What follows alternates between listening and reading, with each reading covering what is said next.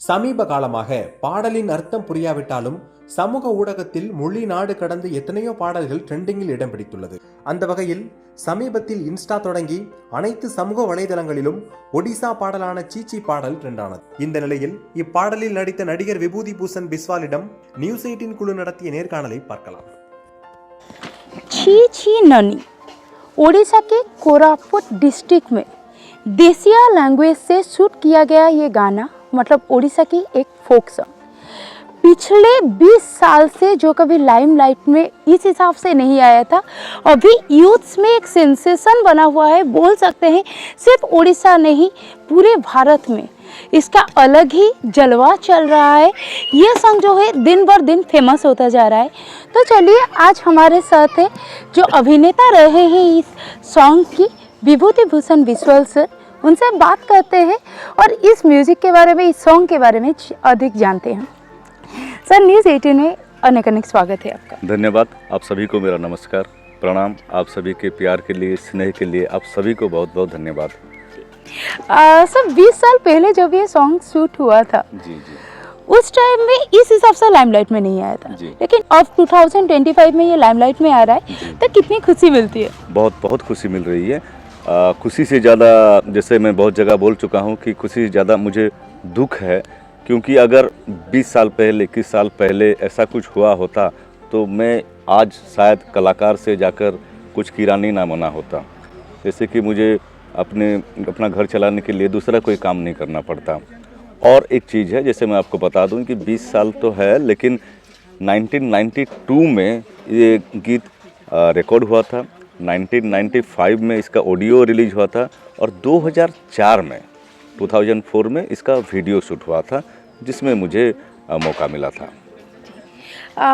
ये म्यूज़िक का ये सॉन्ग का ऑफर आपको कैसे मिला. एक्चुअली मैं नाट्य शिल्पी हूँ, नाट्य अभिनेता हूँ, मंच में अभिनय करता हूँ. तो जो डायरेक्टर थे, जैसे कि आप जानते हैं कि प्रोड्यूसर डायरेक्टर को चांस देता है, डायरेक्टर एक्टर को चांस देता है. तो डायरेक्टर जो थे मानभंजन थे नहीं हैं अभी, तो डायरेक्टर जो हैं वो मानभंजन नायक वो भी नाटक करते थे और जानते थे मुझे, मेरे नाटक के बारे में, मेरे अभिनय के बारे में. तो एक दिन ऐसे मौका मिला, रास्ते में मिले, मैं साइकिल से जा रहा था तो मैं क्या करता हूँ, बाल थोड़ा लंबा रखता हूँ, अच्छा लगता है मुझे. ज़रूरत पड़े तो कभी कभी काट लेता हूँ और जैसे मूंछ भी कभी बढ़ा लेता हूँ. एक दो फ़ोटो शूट करा लेता हूँ, जैसे कि भगत सिंह का हुआ ये. तो उसी तरह से उस वक्त क्या हुआ था, मैं बाल भी लंबा रखा था और मूंछ भी रखा था. तो वो बोले कि ये देहात थोड़ा जैसा लग रहा है और एक तो गाना है, एल्बम गाना है, करेंगे. बोला तो क्या होता है कि हमारे जो ड्रामा आर्टिस्ट लोगों को, थिएटर वालों को, प्रोफेशनल थिएटर वालों को ये उतना मतलब देते नहीं, बोलते नहीं, अप्रोच नहीं करते और हम भी मना कर देते हैं. इसका भी कारण है क्योंकि देखिए मेरे अपना बात करता हूँ तो मैं जिस इलाके में रहता हूँ संबलपुर में, वहाँ थिएटर अगर कोई करना चाहेगा, नाटक करना चाहेगा तो बहुत कॉस्टली हो जाता है. कुछ ऑडिटोरियम नहीं है, कुछ नहीं है. तो हमें मौका मिलता है कब, जब कोई कंपटीशन वगैरह हो. ज़्यादातर ये ठंड के महीने में होता है, नवंबर से लेके अक्टूबर लास्ट से लेकर नवंबर, दिसंबर, जनवरी, फरवरी तक होता है. आसपास के इलाके में होता है, बाहर भी होता है. इलाहाबाद भी मैं गया हूँ, इलाहाबाद में भी मैं एक्टर का अवार्ड पाया हुआ हूँ. उड़ीसा में तो बहुत जगह गया हूँ. तो उड़ीसा में भी हम बहुत नाटक किए हैं. इलाहाबाद में जैसे मैं आपको बोला वहाँ पे भी गया था, वहाँ पे भी एक्टर अवार्ड मुझे मिला हुआ है. तो इतना हम लोग मेहनत करते. और हाँ, जब मैं खर्चे के बारे में बात कर रहा तो वो कॉस्टली होता था, खर्चा ज़्यादा होता था. तो हम लोग अपने पॉकेट से पैसा निकाल के शेयर करके वो नाटक करते थे. मेरे पिताजी एक छोटा सा नौकरी करते थे, उनका पैसा से भी मैं उनके पैसे से जाके नाटक किया हूँ, बहुत जगह गया हुआ हूँ. और हाँ, जैसे वहाँ पे लेडी आर्टिस्ट जो रहती थी ना, उनको पेमेंट किया जाता है तो मिलते नहीं है.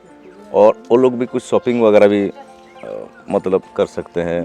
उनका फिर सामान उठाने के लिए भी कुछ तो हम जो नाटक करते हैं जैसे माता सरस्वती का पूजा की तरह करते हैं हम लोग, तो उसी तरह से तो इतना हम लोग जो मेहनत करते हैं, कहीं कुछ हम ऐसा कुछ ना कर जाएं कि हमसे कोई बोले कि अरे ये विभूति वो नाटक करता था, ये क्या किया है, ये चाहे एल्बम हो या कुछ भी हो, ये क्या किया. तो इसके लिए भी हम नहीं करते थे.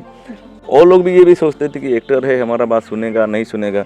और गाना और एक तो चीज़ क्या होता है, हीरो मतलब आप अगर अपना लैंग्वेज भी बोलते हैं, कोई भी हिंदी हो, उड़िया हो, संबलपुरी हो, उसमें अगर आप थोड़ा इंग्लिश डाल के अगर बात करते हैं तो उसको ज्ञानी बोला जाता है। और थोड़ा ऐसे स्टाइल लटका झटके करके, लड़का हो या लड़की, तो उसको हीरो हीरोइन ऐसा बोला जाता है।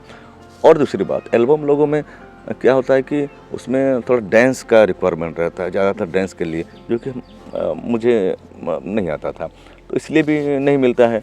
तो मैं थोड़ा सोबर रहता हूँ, मैं अपना एक्टिंग में ये रहता हूँ, कुछ हाँ बोले तो हाँ बोल लेता हूँ। मैं मेरा काम कहाँ करता हूँ, मुझे जहाँ करना होता है स्टेज में, मैं अपना जो एनर्जी है वो स्टेज में दिखाता हूँ।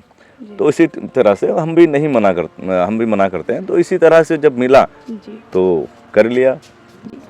जैसे कि अभी फिर से आप एक नए एल्बम में चांस मिला है आपको ये काम करने की, तो उस टाइम का जो शूटिंग प्रोसेस था, अभी का जो शूटिंग प्रोसेस है, दोनों में कितना डिफरेंस लग रहा है? शूटिंग प्रोसेस बहुत मतलब उन्नत हो गया है अभी। जैसे कि कैमरास अलग अलग आ गए हैं, उसके बाद सिस्टम्स अलग अलग आ गए हैं, टेक्निक्स टेक्नोलॉजीज़ जैसे एडिटिंग का लेके आपका।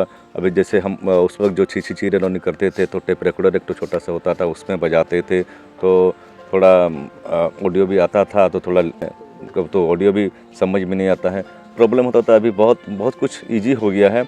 और नॉलेज का भी सब लोगों में काफ़ी इजाफा होता है, जैसे कि धीरे धीरे तो होता है। बहुत अच्छा लग रहा है।